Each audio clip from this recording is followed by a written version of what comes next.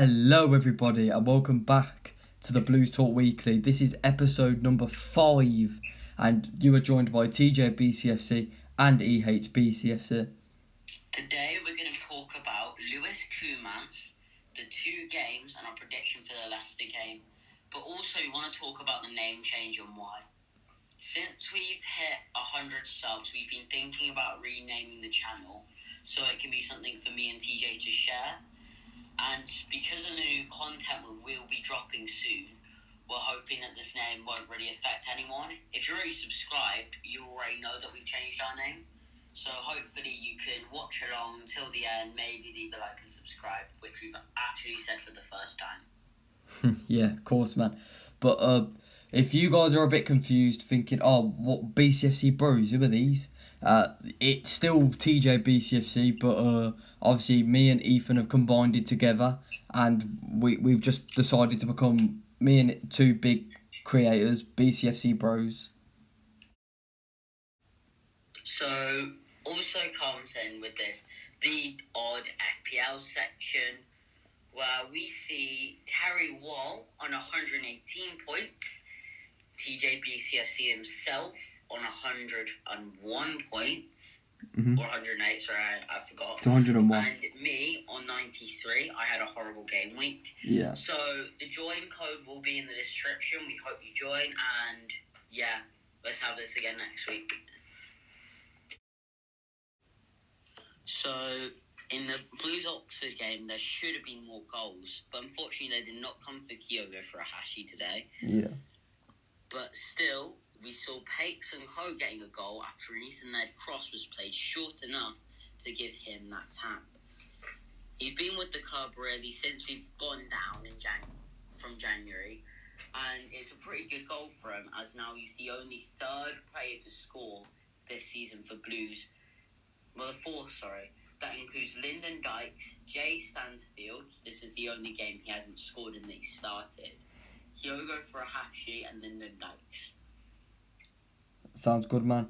Well, all I really want to say is, yeah, there should have definitely been way more goals than it was in that game, and I don't know whether to say I'm upset about it, because at the end of the day, a win's a win, but I think we should have won by so many more goals. But at the end of the day, it is what it is. Next match review. Here we go, match review number 2. Tuesday it finished Blues 0, Port Vale 1. In my opinion, that will be up there in one of the worst performances of the season. The goal as well was poorly defended, and I don't know why Lyndon Dykes started, because let's be honest right now, Lyndon Dykes is not a striker that we should be starting. He's a striker you would want to come off the bench. You'd want him off the bench, and to in games like when you're 1-0 down, to get a late leveler or get a winner. And so at the end, Blues were trying to make crosses into the box, and they had no big strong player in the box. And if none of you's known, we had the same referee in the Wembley game. Here's the goal right here as I speak. But yeah, we shouldn't worry too much. It's only the cup, and the league's more important. But all I can say is it's just one of them, and we can go on a good FA Cup run. So that's the end of the number 2. Lewis Koumans is our newest player, who used to play for Liverpool and Stoke, as well as Tranmere Rovers youth team. At Liverpool, he has officially won 1 trophy, being in the EFL Cup, also known as a Carabao Cup, starting lineup, but was an unused substitute when they beat Chelsea. In total, he has 36 goals across his entire career, including 14 in the Under-18 Premier League and 8 in the Premier League 2, and has scored some goals in the FA Cup and the Championship. His assist total is 14. Again, his highest was in the Under-18s Premier League, but has recently had one of his worst seasons yet at Stoke. Despite being a good player, unfortunately, a goal every 812 minutes isn't really that great, but he did start a majority of his games and helped save Stoke from relegation. That sounds good, man.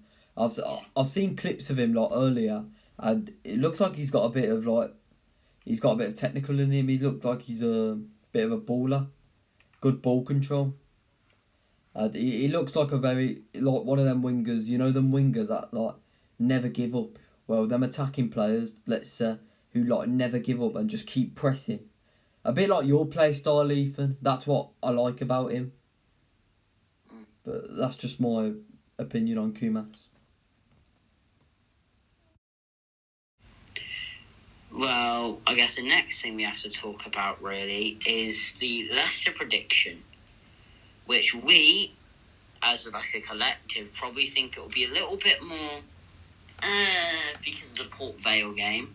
Mm-hmm. I'm still expecting us to get a result out of this because obviously Leicester is a surprisingly big squad this season because we didn't really think they'd do that well.